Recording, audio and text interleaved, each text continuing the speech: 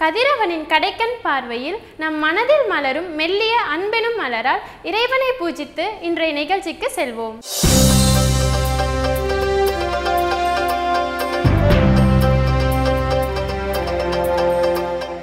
எவர் பெறுவார் வெற்றி? எண்ணிய லட்சியம் எண்ணியபடி அடைய வேண்டும், அதுதான் வெற்றி. வெற்றி பெற வேண்டும் என்னும் திடமான எண்ணம் கொண்டு அதை முடிக்கும் ஆர்வமும் திட்டமும் செயல்பாடும் உடையவர்கள் வெற்றி பெறுவது நிச்சயம். இன்று நாம் சந்திக்க இருப்பது ஆன்மீகத்தை அன்பு வழியில் அனைத்து மக்களுக்கும் அளித்து வரும் ஆன்மீக சாதனையாளர். ஈரோடு மாவட்டம் சிவகிரி ஆதீனத்தின் 75வது குரு மகா சன்னிதானம் டாக்டர் எஸ் பாலமுருகன் ஈசான சிவாச்சாரியா சுவாமிஜி அவர்களை சந்திப்போமா?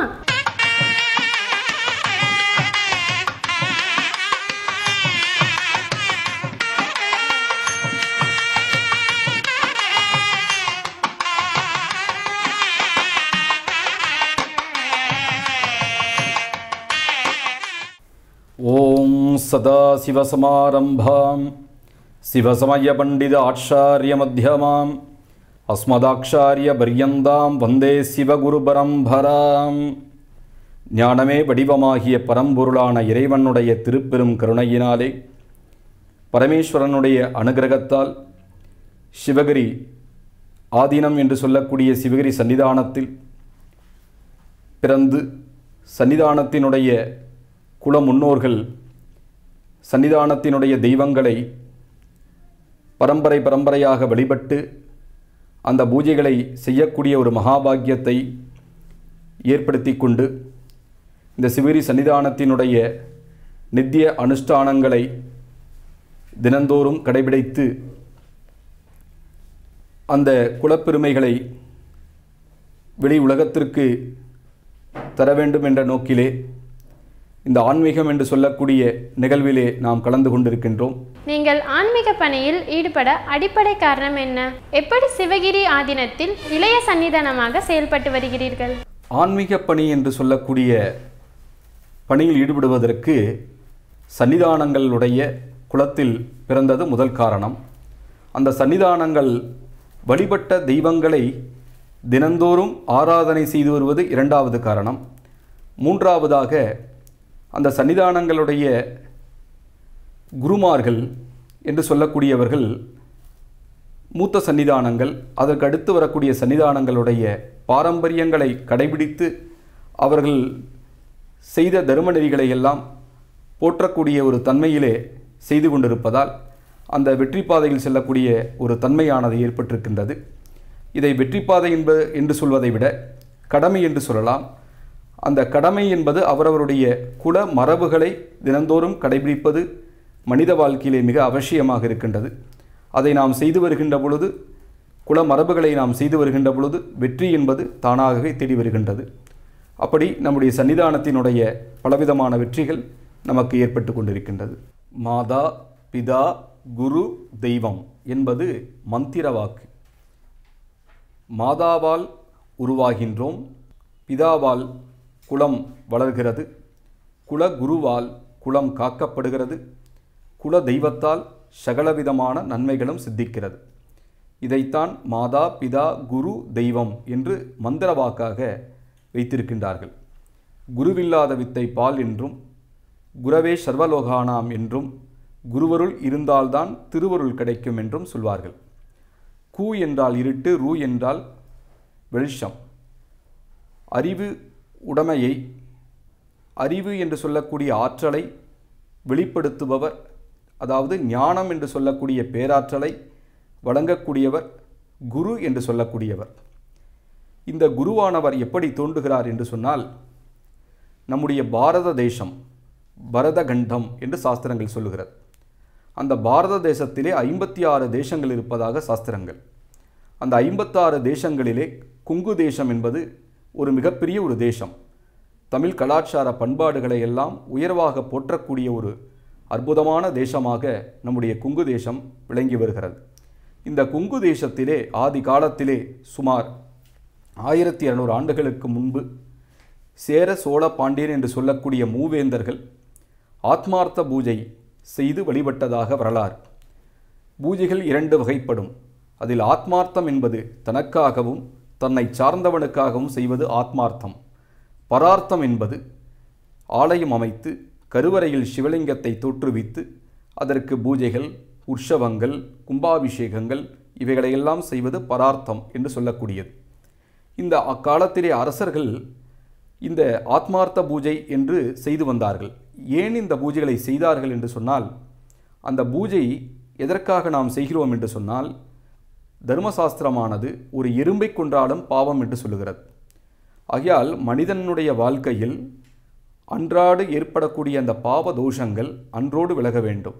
அதற்கு நம்முடைய சைவ நெறியில் சொல்லப்பட்ட ஒரே வழிபாடு சிவ வழிபாடு. ஆகையாலே தான் அக்காலத்திலே அசுரர்களாகட்டும், அரசர்களாகட்டும், குருமார்களாகட்டும் சிவனை மட்டுமே சைவ நெறியாக பூஜை செய்தார்கள். அந்த பூஜை செய்தனுடைய பலனாகத்தான் சகலவிதமான பாவதோஷங்களில் இருந்து நிவர்த்தியாகி இல்வாழ்க்கையிலே சுபமாக வாழ்ந்தார்கள். அப்படி இருக்கின்ற பொழுது அந்த கொங்கு நாட்டிலே 1008 சிவலிங்கங்களை வைத்து சேர, சோழ, பாண்டியன் என்று சொல்லக்கூடிய மூவேந்தர்கள் சிவபூஜை செய்ததாக வரலாறு. அந்த சிவபூஜை செய்கின்ற தருணத்திலே அந்த சிவபூஜையானது கொங்கு தேசத்திலே வேறு ஒன்றியதாகவும் அதற்கு என்ன காரணம் என்று 63 நாயன்மார்களில் சுந்தர சுவாமிகளை அழைத்து மூவேந்தர்களும் கேட்கின்றனர். அதற்கு அந்த மூவேந்தர்களிடத்திலே 63 நாயன்மார்களில் சுந்தர சுவாமிகளானவர் என்ன சொல்லுகிறார் என்று சொன்னால், இந்த கொங்கு தேசமானது வனப்பகுதியாக இருக்கிறது. இங்கே வாழக்கூடிய மக்களெல்லாம் விவசாய பெருங்குடி மக்களாக வாழ்ந்து கொண்டிருக்கிறார்கள். அந்த விவசாய பெருங்குடி மக்களுக்கும் சைவ நெறியை போதனை செய்ய வேண்டும். இந்த சைவ நெறி என்பது மிக குறைவாக இந்த தேசத்திலே இருக்கின்றது. ஆகையினாலே நமக்கு சைவ நெறிகளை போதனை செய்யக்கூடிய குருமார்கள் தேவை என்று அக்காலத்திலே சொல்லுகிறார். இதை கேட்ட உடனே என்ன சொல்லுகிறார் சேர சோழ பாண்டியர்கள்? இதற்கு அந்த குருமார்களுடைய பணிகள் என்ன என்று கேட்கின்ற பொழுது, குருமார்களுடைய பணியானது தினந்தோறும் சிவபூஜை செய்து அருள் பிரசாதங்களை அருள்வது குலகுருவினுடைய பணியாக இருத்தல் வேண்டும். இதை தத்தம் சிஷியர்களே செய்யலாம் என்று சொல்லுகின்ற பொழுது, அந்த சிஷியர்களுடைய மரபுகள் அசைவங்களை எடுத்துக்கொள்வதும் அந்த குல தர்ம அனுஷ்டானங்களை கடைபிடிக்க கால அவகாசங்கள் இல்லாத காரணத்தாலும் தனக்காக ஒரு குருமார்களை நியமனம் செய்து அவர்கள் மூலம் சிவபூஜை செய்து அந்த சிவபூஜையினுடைய அருள் பிரசாதங்களை சிஷ்ய பரம்பரை பெற்றுக்கொள்ள வேண்டும் என்பதற்காகத்தான் அக்காலத்திலே குலகுரு என்று தோற்றுவித்தார்கள். இந்த குலகுருவானவர் ராஜ வம்சங்களிலே இருந்து ராஜாவிற்கு அடுத்தாற் போலே அமர்ந்திருப்பார். இவருடைய ஆலோசனையின் பிரகாரம்தான் சகலவிதமான ராஜ பரிபாலனங்களும் நடந்ததாக வரலாறு. சிவகிரி ஆதீன திருமட ஆலயம் மகா கும்பாபிஷேக விழா விரைவில் நடைபெற உள்ளது. இந்த திருப்பணிக்கு பொருளுதவி செய்ய விரும்புவோர் தொடர்புக்கு சிவகிரி ஆதீன அறக்கட்டளை, கனரா பேங்க் அக்கவுண்ட் நம்பர் 101010103368, தொலைபேசி 9443563354.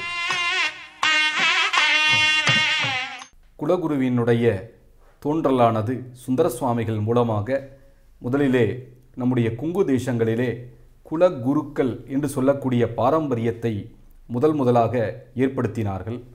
அந்த கொங்கு குலகுருக்கள் என்று சொல்லக்கூடியவர்களும் காஞ்சிபுரம், சீர்காழி, சிதம்பரம் இப்படி பலவிதமான க்ஷேத்திரங்களிலே இருந்து இங்கு நம்முடைய கொங்கு நாட்டிற்கு வருகை தந்து அந்த கொங்கு நாட்டிலே குருபீடங்கள் அமைத்து அந்த குருபீடத்தை பரிபாலனம் செய்யக்கூடிய சிஷ்ய பரம்பரைகளை ஏற்படுத்தி கொண்டு அந்த சிஷ்ய பரம்பரைகளுடன் குலகுரு என்று சொல்லக்கூடிய ஆதீனங்களானது தோன்றியது.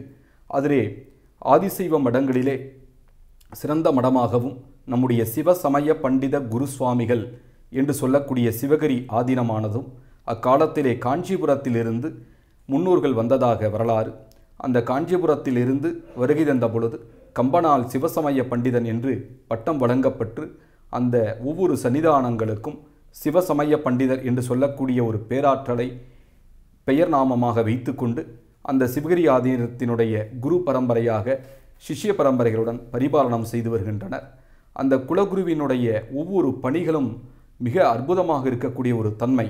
எதற்காக என்று சொன்னால், யாரொருவன் சிவபூஜை செய்கின்றானோ அவனுக்கு அந்த சிவனுடைய ஆத்மம், ஆத்ம தத்துவம், வித்யா தத்துவம், சிவதத்துவம் என்று சொல்லக்கூடிய 3 தத்துவங்களில் ஏற்படக்கூடிய அந்த சிவன் என்று சொல்லக்கூடிய ஆத்மா, அந்த உயிரானது இறைவனுடைய பேராற்றல் மூலமாக ஆனந்தமடைகிறது. சிவனாகிய பேராற்றல் மனித குலத்திற்கு பரிபூரணமாக கிடைக்க வேண்டும். அதை கிடைக்கின்ற பொழுது மனிதன் உள்ளே இருக்கக்கூடிய ஜீவன் ஆனந்த நிலையில் எப்பொழுதும் சதா சர்வகாலம் இருக்க வேண்டும் என்பதற்காகத்தான் நம்முடைய சைவ நெறி என்று சிவபெருமானால் தோற்றுவிக்கப்பட்டது. அப்படிப்பட்ட அந்த சைவ நெறியிலிருந்து வழிபாடுகள், ஆகமங்கள், வேதங்கள் இவைகளெல்லாம் உதயமாகியது. அவைகளுடைய பணிகளை எல்லாம் நிறைவாக செய்ய வேண்டும். அந்த பணிகளுடைய நோக்கங்களை மக்களுக்கு எடுத்து சொல்ல வேண்டும். சிஷ்ய பரம்பரைகளுக்கு தகுந்த ஆலோசனைகளை உரிய நேரத்தில் வழங்க வேண்டும் என்பதற்காகத்தான் அக்காலத்திலே குலகுரு என்று வைத்தார்கள். இந்த குரு என்று சொல்லக்கூடியவர் சகலவிதமான ஞானத்தையும் போதிக்கக்கூடிய ஒரு பேராற்றல் உடையவராக இருந்தார். ஆகையாலே தான் அந்த குருவினுடைய பெருமை மிக சிறப்பாக நம்முடைய கொங்கு தேசத்திலே விளங்கி வருகிறது.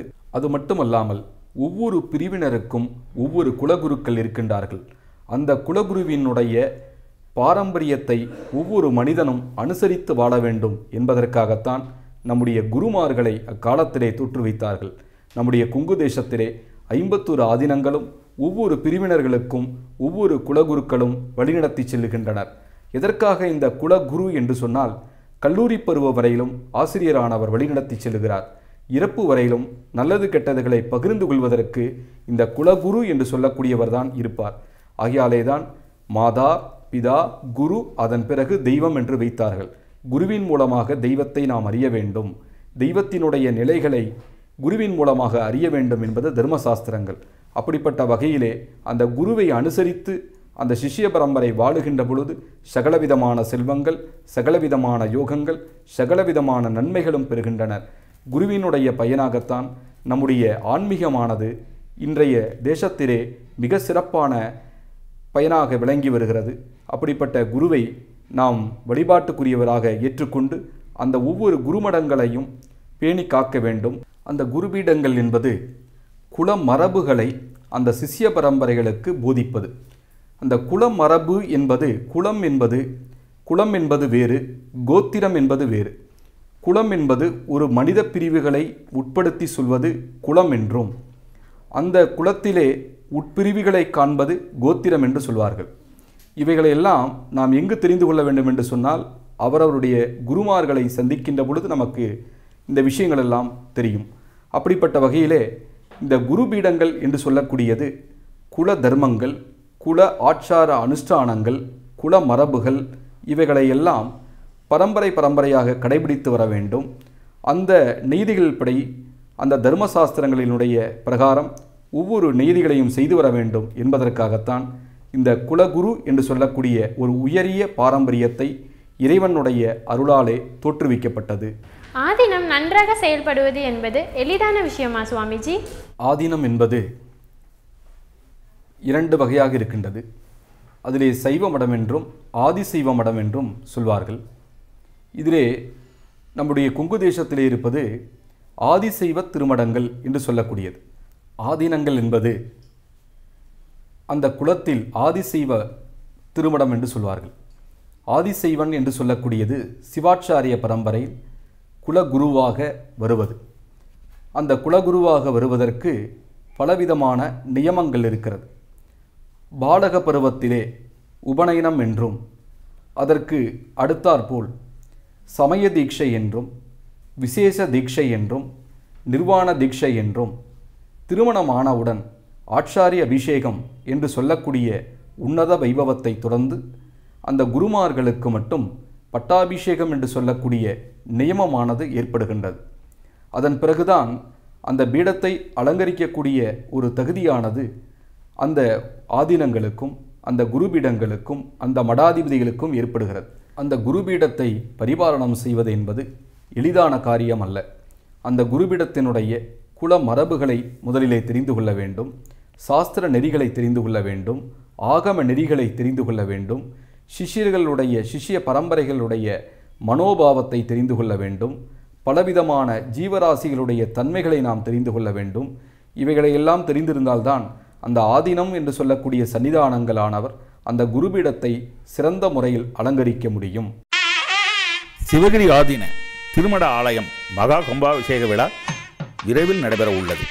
இந்த திருப்பணிக்கு பொருளுதவி செய்ய விரும்புவோர் தொடர்புக்கு சிவகிரி ஆதீன அறக்கட்டளை, கனரா பேங்க் அக்கவுண்ட் நம்பர் 101010103336 தொலைபேசி 9445633354. ஆதிசைவம் என்பது சிவாச்சாரிய பரம்பரையில் வரக்கூடிய ஒரு மரபு. சைவ மடாதிபதி என்று சொல்லக்கூடியது பரம்பரை அற்று வரக்கூடியது சைவம் மடாதிபதி என்று சொல்வார்கள். சந்நியாச யோகாத் யதய சுத்த சத்வாஹா என்று சாஸ்திரம். அதாவது இறைவனை காணக்கூடிய மார்க்கம் ஒன்றாக இருந்தாலும் ஆதிசைவ மடாதிபதிகளானவர் குடும்பஸ்த மடாதிபதியாகவும் வீடாதிபதியாகவும் ஆதீனங்களை பரிபாலனம் செய்து வருகின்றார்கள்.